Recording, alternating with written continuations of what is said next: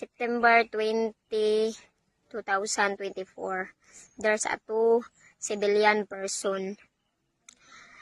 went to my house and asked where I am, where is Angie Eswelio. And Ate Maribek said that why, and then the two civilian person said that there's a warrant of arrest that coming this noon time going to evening to Angie.